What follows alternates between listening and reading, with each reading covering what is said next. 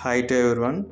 ఈరోజు మనం ఈ సిటిజన్ ఫీడ్బ్యాక్ ఆడిట్ యాప్ని మనం ఏ విధంగా యూజ్ చేయాలి, ఇందులో ఫీడ్బ్యాక్ మనం ఎలా సబ్మిట్ చేయాలి, సో సబ్మిట్ చేసిన ఫీడ్బ్యాక్ని మనం ఎలా రిపోర్ట్ చేయాలనేది మనం నేర్చుకుందాం. సో మీకు ఇలా వాట్సాప్లో మెసేజ్ వచ్చి ఉంటుంది. సో మెసేజ్లో మనకి మొబైల్ యాప్ లింక్ ఉంటుంది. ఆ లింక్ మీద ఒకసారి క్లిక్ చేస్తారు. క్లిక్ చేసి మీ జీమెయిల్ ఏదైనా అడుగుతుంది, సెలెక్ట్ చేస్తారు.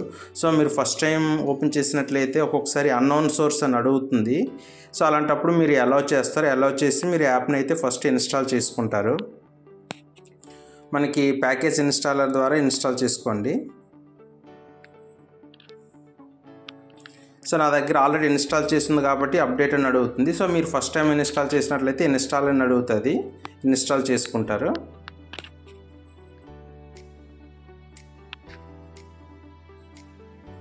ఇన్స్టాల్ చేసుకున్నాక మనకి ఈ విధంగా అనేది యాప్ అనేది మనకి కనిపిస్తుంది. సో ఫస్ట్ మనం ఇప్పుడు ఒక సిటిజన్కి ఫీడ్బ్యాక్ మనం ఎలా సబ్మిట్ చేయాలి. సో ఈ యాప్ ఓపెన్ చేయగానే మనకి ఇక్కడ గెట్ స్టార్టెడ్ ఉంది చూసారా, దాని మీద క్లిక్ చేస్తారు. క్లిక్ చేసి మనం ఎవరికైతే ఫీడ్బ్యాక్ సబ్మిట్ చేయాలో వాళ్ళ ఫోన్ నెంబర్ అనేది మనం ఇక్కడ ఎంటర్ చేయవలసి వస్తుంది. కంటిన్యూ మీద క్లిక్ చేస్తారు. చేసి ఇక్కడ లాంగ్వేజ్ని సెలెక్ట్ చేసుకోవాల్సి వస్తుంది. డిఫాల్ట్గా ఇంగ్లీష్ ఉంటుంది, లేదంటే మీరు తెలుగులోకి కూడా మార్చుకోవచ్చు. సో ఇప్పుడు నేను తెలుగు అనేది లాంగ్వేజ్ సెలెక్ట్ చేసుకుంటే కంటిన్యూ కొడుతున్నాను.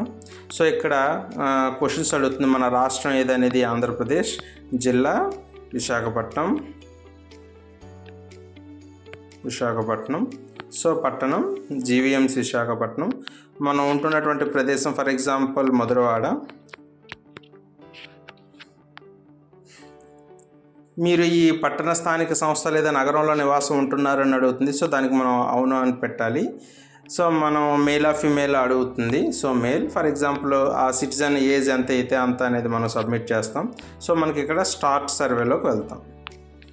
సో స్టార్ట్ సర్వేలోకి వెళ్ళగానే అది మనకు కొన్ని క్వశ్చన్స్ అడుగుతుంది. సో ఫస్ట్ క్వశ్చన్, రోజు చెత్త సేకరించడానికి ఎవరైనా మీ ఇంటికి లేదా షాప్కి వస్తున్నారా? సో వస్తుంటే అవును అని పెడతాము. సో సెకండ్ క్వశ్చన్ ఒకసారి చూడండి. కనిపించే చెత్త మరియు క్రమం తప్పకుండా ఊడ్చే విషయంలో నివాసం ఉండే ప్రాంతం యొక్క పరిశుభ్రతను మీరు ఎలా రేట్ చేస్తారంటే బాగుంది కాబట్టి అద్భుతంగా ఉంది అని ఇస్తాం సమాధానం.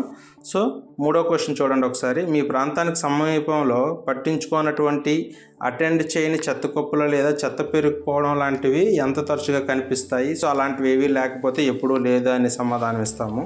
ఈ ఇంట్లో చెత్త వ్యర్థాలను పారవేసే ముందు కనీసం పొడి చెత్తను మరియు తడి చెత్తను వేరువేరుగా చేస్తున్నారంటే అవును, మనం ఎప్పుడు తడి పొడిని వేరు చేస్తాం కాబట్టి అవును ఎల్లప్పుడూ అనే సమాధానాన్ని ఎంచుకోవాలి. ఐదో క్వశ్చన్, వేస్ట్ కలెక్టర్ వ్యర్థాలను వేరు వర్గాలుగా విభజించి వాహనంలోకి లోడ్ చేస్తారా లేదా అన్నింటినీ కలిపేస్తారా అంటే వాళ్ళు సపరేట్గా తీసుకెళ్తారు కాబట్టి సేకరణ వాహనంలో దాన్ని సేకరిస్తుంది మరియు వేరు చేస్తుంది అనేది మనం సమాధానంగా ఎంచుకోవాలి. ఆరో క్వశ్చన్, మార్కెట్లు, బజార్లు, పార్కులు, ఉద్యానవనాలు లేదా ఇతర ప్రాంతాల వంటి బహిరంగ ప్రదేశాల్లో పరిశుభ్రతను నిర్వహించడంలో స్థానిక అధికారులు ఎంత ప్రభావవంతంగా ఉన్నారని మీరు అనుకుంటున్నారు అని అడిగారు. సో మన దగ్గర చాలా బాగా పనిచేస్తారు కాబట్టి చాలా ప్రభావవంతంగా ఉన్నారనే ఆప్షన్ మనం ఎంచుకోవాలి. మీ నగరంలో చెత్త వ్యర్థాలను మేనేజ్ చేయడం కోసం ఉన్నటువంటి reduce, reuse, recycle RRR centres గురించి మీకు తెలుసా అంటే అవును నాకు వాటి గురించి తెలుసు మరియు వారి సేవలు ఉపయోగించుకుంటున్నాను అనే దాన్ని ఆప్షన్గా సమాధానంగా ఎంచుకోవాలి. ULBలో మురుగు కాలువలు మరియు సెప్టిక్ ట్యాంకులను శుభ్రం చేయడానికి లైసెన్స్ పొందిన ఆపరేటర్స్ని మాత్రమే నియమించుకోవాలని మీకు తెలుసా అంటే మనకు అది అవును తెలుసు అని చెప్పాలి. అవును. మీ ప్రాంతంలో పబ్లిక్ టాయిలెట్స్ యొక్క శుభ్రత మరియు వాటి నిర్వహణ పట్ల మీరు ఎంతవరకు సంతృప్తి చెందారు చెప్పండి అంటే చాలా సంతృప్తి చెందాను అనే దాని ఆన్సర్గా ఎంచుకోవాలి. మీరు ఎప్పుడైనా పరిశుభ్రతకు సంబంధించి సమస్యను, ఉదాహరణకు చెత్త పారవేయడం, చెత్త డబ్బాలు నిండిపోవడం, పారిశుద్ధ్యం లేదా శానిటేషన్ లేకపోవడం వంటివి స్థానిక అధికారులు రిపోర్ట్ చేశారా మరియు దాన్ని వారు ఏ విధంగా పరిష్కరించారంటే అవును నేను దాన్ని రిపోర్ట్ చేశాను మరియు సమస్య త్వరగా పరిష్కరించారు అనే దాన్ని సమాధానంగా ఎంచుకోవాలి. సో మనం ఏ ఫోన్ నెంబర్ అయితే పైన ముందుగా ఎంటర్ చేసామో దానికి OTP వస్తుంది. ఆ OTPని ఎంటర్ చేసి సబ్మిట్ చేస్తే మనం ఆ సిటిజన్ యొక్క ఫీడ్బ్యాక్ అనేది మనం ఇందులో సబ్మిట్ అనేది అవుతుంది. సో ఇలాగ మనం ఫీడ్బ్యాక్ సబ్మిట్ చేసిన తర్వాత దీన్ని మనం రిపోర్ట్ చేయాలి. సో ఇక్కడ కింద మీరు ఒక ఆప్షన్ చూడండి, ఇక్కడ సబ్మిట్ రిపోర్ట్ అనే ఒక ఆప్షన్ మీకు కనిపిస్తుంది. సో రెడ్ కలర్లో. సో దాని మీద క్లిక్ చేయండి. ఫీడ్బ్యాక్ ఇలా సబ్మిట్ చేసిన తర్వాత సబ్మిట్ రిపోర్ట్లోకి వెళ్తారు. సో సబ్మిట్ రిపోర్ట్లోకి వెళ్ళగానే మీరు ఏ జోన్ అయితే ఆ జోన్ అనేది మీరు సెలెక్ట్ చేసుకుంటారు. మీరు ఏ వార్డు అయితే ఆ వార్డుని మీరు సెలెక్ట్ చేసుకుంటారు.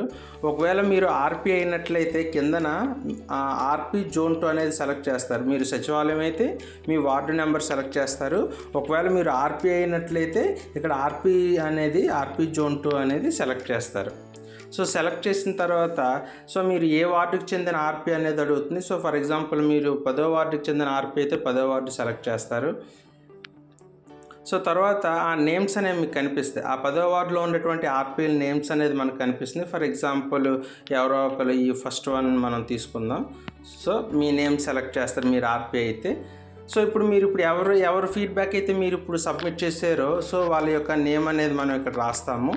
అండ్ వాళ్ళ ఫోన్ నెంబర్ ఏదైతే మనం ఫీడ్బ్యాక్ సబ్మిట్ చేసామో వాళ్ళ ఫోన్ నెంబర్ అనేది ఇక్కడ రాస్తారు. అండ్ ఇక్కడ డిక్లరేషన్ మీద క్లిక్ చేస్తారు అండ్ సబ్మిట్ క్లిక్ చేస్తారు. సో ఈ విధంగా మనం సిటిజన్ పోర్టల్లో ఫీడ్బ్యాక్ సబ్మిట్ చేయాలి. అండ్ సేమ్ డీటెయిల్స్ని మనం రిపోర్ట్ చేసినట్లయితే ఒక ఫీడ్బ్యాక్ మనం సక్సెస్ఫుల్గా కంప్లీట్ చేసుకున్న అవుతాము. సో ఈ విధంగా ప్రతి ఒక్కరు కూడా ప్రతి సెక్రటరీ ప్రతి ఆర్పీ కూడా మీకు ఎన్నైతే ఫీడ్బ్యాక్ మీరు ఆ రోజు చేసారో అవన్నీ కూడా ఇలాగ సబ్మిట్ చేయవలసి ఉంటుంది. Okay, thank you.